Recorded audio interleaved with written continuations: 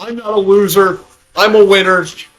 I am also your commissioner, Clay Major. Welcome back, ladies and gentlemen. New location, new set piece. I want to welcome my sponsor, Fireball, to the show. As always, the unofficial, official sponsor ball. Sponsor ball. You like that? You like that, studio audience? Sponsor ball is here, ladies and gentlemen. You know who else is here? You know who else is a loser, just like Commish? Joe Lozier. Joe, welcome to the studio, sir. Thanks for being here. Thanks for being here. Joe, here we are. The time of the year where it's supposed to be a joyous occasion. People coming together like me and you are just doing right now. And yet, it's not joyous for either of us. Not at all. So Joe, different kind of recap. Apologies for not being here the last 2 weeks, ladies and gentlemen. I was definitely sick. I also had a coupon for $20 steak and lobster that was damn sure going to be used. I don't blame you, especially the way the sir. season's gone for both of us. And it was delicious. Joe, let's do a shot of Fireball. Unofficial sponsor. They want to fire if they want to sponsor. sponsor us. That'd be great because sure do use you a lot. Yeah. So, Joe, instead of the recap that we normally do, because we kind of already recapped that, we're not in the playoffs. That'd be sad. Yeah. Let's do an exit interview with you. Oh, Lord. So, Joe. Impromptu. Joe. Yep. You started the year 1-3. You proceeded to win your next 4 games. Right? Some BS like that. Regardless, ladies and gentlemen, Joe, you ended the season on a 4-game losing streak. I went on a 4-game win streak and then a 4-game lose streak. So that was pretty rough. You know what's funny? What's that? Played the ACC on my losing streak, then played the SEC on my winning streak, then back to the SEC for my losing streak. Yeah, no, the SEC caught fire towards the end. 2 teams in the SEC did. No, I'm saying my losses came to the ACC. Oh, yeah, the better division. that I'm in. The better division. Yeah. Yeah. Unfortunately, you just couldn't beat, anybody the past 4 weeks, clearly. It was pitiful. It was absolutely moving pitiful. forward, Joe, is there any regrets that you had this season? Like, what's your main regrets that I'm sure the rest of fantasy football that didn't make the playoffs can agree with you on? Not taking Tyreek Hill number 3. Or Christian McCaffrey? Oh, yeah. Okay. Yeah, how about that one? That's 2. But like, give it That's again. 2. Give it again, though. Did we really expect him to stay healthy for this many games like this? I personally did not. Knowing what I know now, sure. Yes, absolutely. Joe, I told you in the room of the draft at the time, and I will continue to say, Christian McCaffrey should have been the number 1 overall draft pick. From the instant it happened, you don't worry about injury with the dude because even if he gets injured 8 games into the year, whatever, he still gave you 40 points on at least 3 different occasions. Yeah, it's worth it. Yeah, it's worth I also made a trade or 2 that didn't pan out in my favor, but that's just the luck of the draw. You make deals and Joe, I have to say I do feel a little like I am responsible for your down. Oh, really? I do. I think Austin Eckler screwed you. Yeah, it wasn't great. Did he put up over 10 points at any point after our trade? Yeah, he did.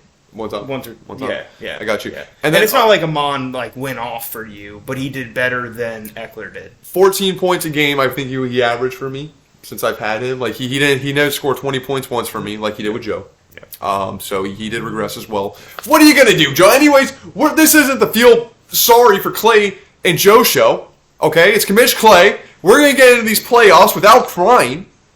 We're gonna try and get into it. Joe, that leads us right into our first matchup of the week. We have you in the loser's bracket. However, you are the highest seed in the loser's bracket. Does that make you feel any better? No. It would make me feel a little better. You are going against Tyler, who is the Love Trains. I don't think you've called him Tyler all season long. Yeah. When you're a loser, you get called by your first name, Joe. So the Love Trains, Tyler managed to win a whopping 3 games all year. Yeah. 3 games out of 15. Yeah. Absolutely incredible. Yeah. Didn't one of his wins come against you? Yeah, they did. I think one of them came against me, too. I think so, too, Joe. I think so, too. I think Tuna actually upsets you. If that just sums up our season, 2 of Tuna's 3 wins came against the 2 of us. The last game you won was against me. And then you lost against every other SEC team. Because we play first. Moving on, Joe. You have Jalen Hurts going against the Giants. You have bringing IU, tough matchup against Baltimore, and Jamar Chase against Pittsburgh. 2 tough matchups for you here. We're not going to dive too far into this. I do want to bring up that, is your kicker Matt Gay? Yes. Tells you all you need to know about Joe. So Joe, you're going against an opponent who is quarterback is named Justin Herbert. Who's that guy? Is there anything wrong with him? Yeah, he's not playing football. Okay, so we're looking good here, ladies and gentlemen. Let's go down the list here. If there's anybody else start. Oh, Mr. I don't want to block anybody, George Pickens. Kyle Pitts, who he traded away. Arthur Smith is a fool, by the way. I got the Arthur Smith. Don't get this guy started on Arthur Smith. I got the Arthur Smith strategy on Madden, dude, and I wanted to throw my controller at the screen as soon as I saw it, dude. I wanted to burn the whole game down. And then, yeah, so that'll be fun. Joe, who do you have in this matchup? Me. Good God. I shouldn't even ask here. Oh, and Joe, and I will concede, you beat me in predictions this year. Next year, on video. Next year, I will do better. Did you hear that? I will do better at accounting and numbers, and I will write stuff down and remember it. I could have won. Hold on, I very well could have won. But I think in all fairness, I'm going to give it to him this year. So you got it. 1-0. 1-0. So, Joe, you won something. That's your championship, bud. I need a shot. Me too. Joe, give me a shot going here. This is the best Christmas present ever. Clay just admitted I beat him in something. Sponsor Fireball, ladies and gentlemen. This is horrible. Oh my gosh. I'm still reeling from this. This just made me not making the playoffs for like the 17th time in a row so much better. You know, Joe, I have to say, I do enjoy having you here in person. It's a pleasure. Yeah. Yeah. I think it's a good look. I think the audience is going to like it, and I think everybody else is going to like it. Ladies and gentlemen, we are official and unofficial sponsor Fireball. This is the losers bracket portion, so we're going to get this. God, that's so bad. I mean, delicious. Sponsor us. It's smooth as silk, ladies and gentlemen. It'd be so much better if it was free. If the devil gave you a mouth kiss, that's what it would taste like.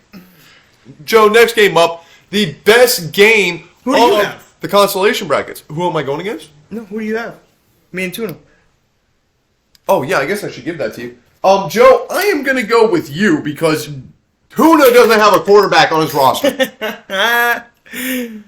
I also, for full disclosure, texted Tuna and said, Tuna, each week, I know like you're almost out, but like you got to start a lineup. Tuna plays till week 3 every single year. He plays week 10. Okay. Sometimes week 12. If he beats me in week 3, which is normally when we play, historically speaking, then he gives a shit for like another 2 weeks. After that, though, the horses are off, Joe. He's good until... He's the worst league owner. He is literally the Green Bay Packers. He is run by a community of sea monkeys.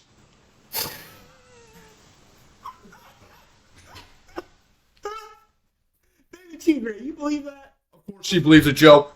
Ladies and gentlemen, the losses have been so bad for the Commission's fantasy football front offices this year that there are cats roaming the facilities. Next matchup, Joe, we have myself, who finished as the number 7 seed, going against the Dirty Randys. 7? Yeah, 5 and 10. Yeah, no. For every game I won, I lost 2. God, that kills me. Stop it. Don't bring that up, dude. I don't want to talk about it, dude. Crazy. I was on a 3-game losing streak to finish the year. Like, all I had to do was maybe win. It could be worse. You could be on a 4-game losing streak like me. Yeah, no, that's absolutely terrible. I would never stink so well. I'm going against Dirty Randys this week, who also, Joe, just like you, were a byproduct of a division. However, your division was horrible. Well, terrible. I mean, excuse me. Your division was awesome. Mm-hmm. Fantastic. Yeah. Like, top of the top tier. Yeah. The SEC was booty cheeks. Yes. So, me being in the hunt 2 weeks ago, technically even this week, if Mason would have lost, and I put up enough points, I might have made the playoffs. So for an example, I'm in the ACC. I was 7-7 before last week, and I was mathematically eliminated from the playoffs, even though every team in the SEC was below 500. Still are, Joe. We have one hope to rectify that, baby, because the SEC is the better division. We all know it. Joe, in this matchup, I'm gonna tell you something. Commish Clay don't lay down. He doesn't. At all. So Well, at nights, sometimes, on my side. But I don't lay down for nothing. So I continue to fight. I'm going to continue to build my lineup. I tried to make a waiver wire pickup today, but somebody had the higher priority, so it worked out. It didn't work out for me, but it worked out for them. But still, I like to create spoiler, Joe. I'm an agent of chaos. Okay? So I'm going to fight this to my will. I haven't set my lineup this week with that speaking, but I am not a loser. Nope. I am going to take down the Dirty Randys, and I'm going to face you, who I can beat you for the first time all year, so at least I may have lost. At least I may have not made the playoffs, damn it. But I will at least beat you one time this year, so I got me in this. Who do you got, Joe? I swear to God, Kieran Williams, who I traded to Mason, comes in and puts a 40 burger against me. I'm done. I'm done. Yeah, I'm gonna take you two only because I don't think Mason's gonna check his lineup this week. I think he's checked out. Look at that smile. Look at that smile. Thank you, Joe. That's a good Christmas present, ladies and gentlemen. Next matchup, we have... And now that we're at the toilet bowl, there is no, hey, set your lineup. Hey, set your lineup. We're in the toilet bowl. Joe, if me and you get to the toilet bowl, I will promise you, I will buy us a Sacco trophy. We're not going to do this. A foulest or ball-sacked trophy. I sure hope we don't get there. Okay. Now, we should also do punishments, because Tuna's going to win the Sacco, technically speaking. So we give out punishments for that. Joe, our first playoff game, the 4 o'clock game, America's Fantasy Football game of the week. Playoffs aren't any good anyways. Right. Who wants to make the playoffs? This is playoffs. Playoffs. This is going to make you sick to your stomach right here. We have the number 3 seed, feeling up your cousins, who were 7-8. Joe Lozier, 7-8, finished the year on a 3-game losing streak, which means, Joe, coincidentally enough, that coincides with your 4-game losing streak. 3 weeks ago, Andrew was, I shit you not, 4-8. He pulled it out, which is more than we can say. He is going against Brees Lightning, okay, who has been hotter than hell. I couldn't have jumped him. He's in the other division. No, I know you couldn't have. That's why I wanted to rub in the records. He's your divisional. Yeah. Because you guys finished with the same record. He's in the playoffs. And I have more points for than him. Yeah. So, like, if technically... The more deserving team. So, technically, if you could have gotten the best 4 teams in the playoffs, I would have been in. But because he's the top team in the SEC... Yeah, but you weren't with the top 4 teams because, the top SEC team is automatically one of the top 4. Automatically. But not statistically. Well, tell that to the computers that write the algorithms, Joe. So, Brees Lightning coming in this hot as hell, too. He has a 1-game losing streak, which I believe was against... Me. I beat him. You beat him last week? No. Yeah, you lost. Last week he lost to John, I believe. Okay, I beat him last time we played. There you go. So, big matchups in this one. Oh, boy. Right now, as it stands, Mike Evans is on the bench against Jacksonville, and he's got Jalen Waddle starting against Dallas. How do you think about that, Joe? Depends on if Tyreek plays. If Tyreek plays, then... And you know what? No, I think I'd go with Mike, regardless. What about this? Derrick Henry in the flex over Mike Evans? Who's Henry? Derrick Henry. King Henry. I know. Who's he playing against? Oh, I'm sorry. Seattle Seahawks, yeah. I can forgive you for forgetting about him because he put up, negative 2 yards a carry last week? Seahawks. I don't know. I'd have to consider that. Okay. Well, that's a fair response. Joe. The next team we're going to talk about, Mahendra, Brees Lightning, has 2 of your players on the roster that you traded in week 1. One of them is starting for the man who has been red hot and is actually projected to be his best running back. If he could have played like this all year, not only would the Bucks be 10-4, but 10-4? No, 10-3. Not only would the Bucks be 10-3, but he's a league winner.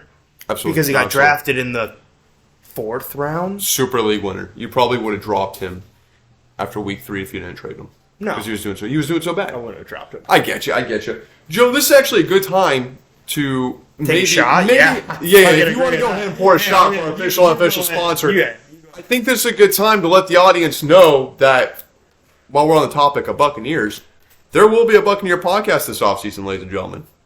Me and Joe will try our best to do a Bucs podcast. We understand it's not going to reach a broad audience, but we're going to talk about Bucs stuff. Much broader than this does. Like and subscribe. Tell us you want to hear about some Bucs stuff. Thank you, sir. Hit the bell button, too, while you're at it. And, Joe, I think our first topic of that first episode, when we get to it, is going to be the top 5 best Devin White landing spots. That's a good show. That's too soon. That's a good show. It's too soon, man. Well, you write the story, I and really you don't wanted you to pan out, Devin. I got your jersey, bro. I got a ball sign from you, bro. Don't write the story and ask the main character what's going on. You know what fuels Devin White the most? Disrespect. Like any man should, okay? Give him a shot. KJ Britt's a fine football player. Oh, man. It's going to be a fun offseason. He's not as fast, but at least he gives a shit. He gives effort, Joe.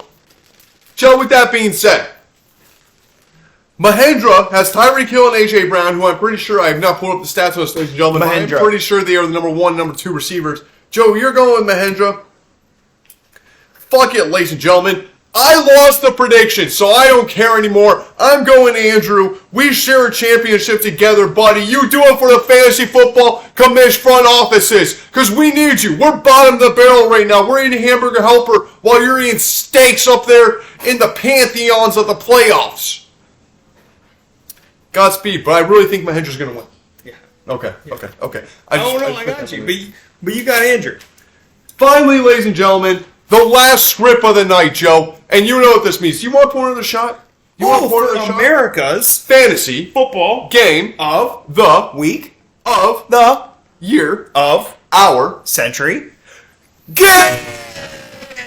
Ladies and gentlemen, that's the first time that's been said together in the longest time. And that's okay. There's a rub there. There's a rub there. We did it so well. That was the best one. It took till the last time. It was Neil. And we did it so well. Let me tell you something, Joe. With a mic in my hand, I feel like I'm unstoppable. I should have just played fantasy football like this.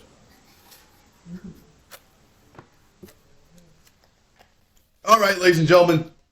Nikki agrees. For the America's Fantasy Football Game of the Week of the Year of our Century game, we have JoJo, the number 1 team, the Boner Pills. 11-4. I told him.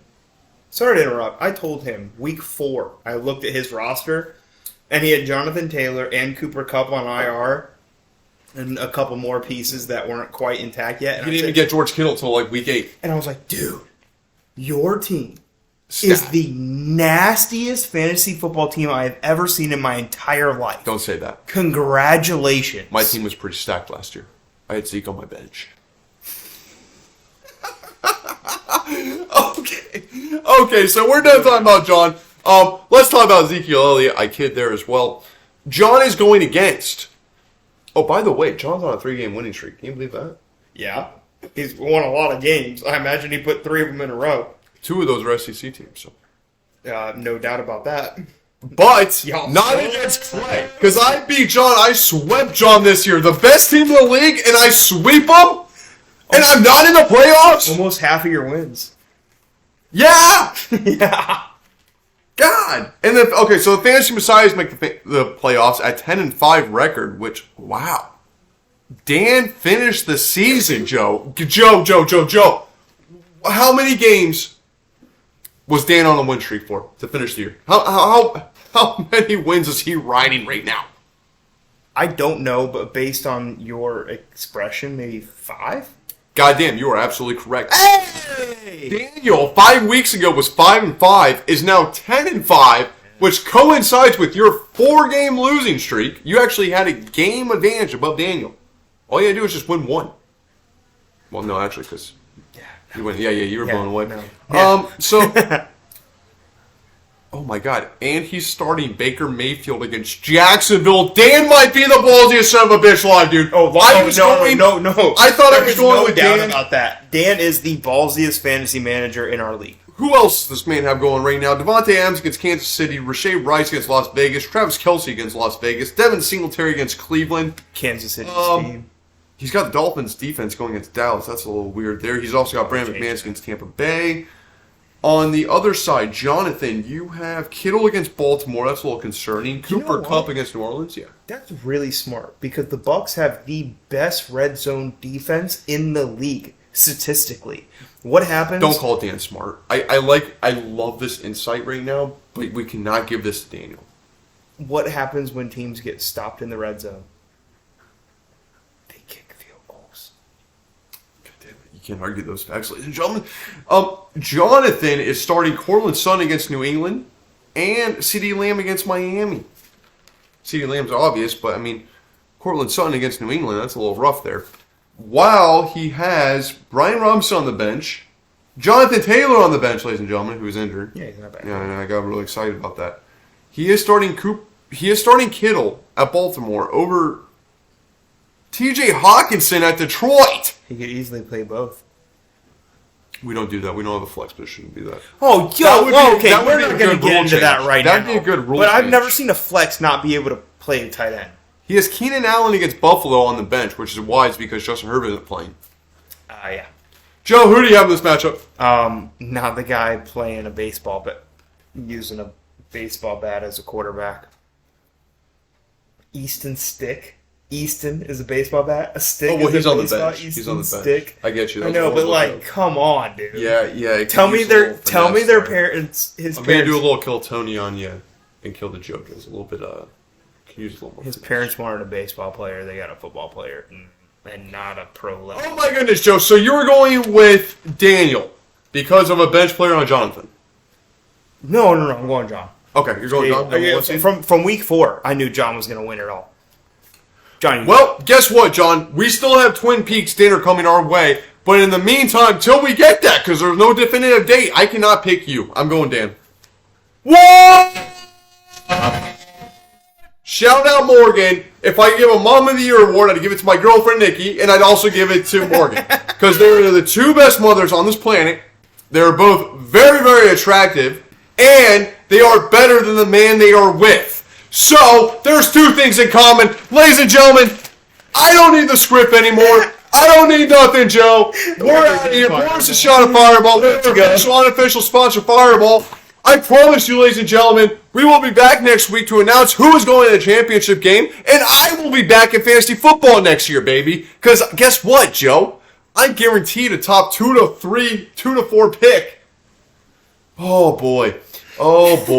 It's going to be so tender. Thanks for listening this year. This is our like official, and subscribe, hit that bell button, sponsor. and we'll get some Buck stuff going.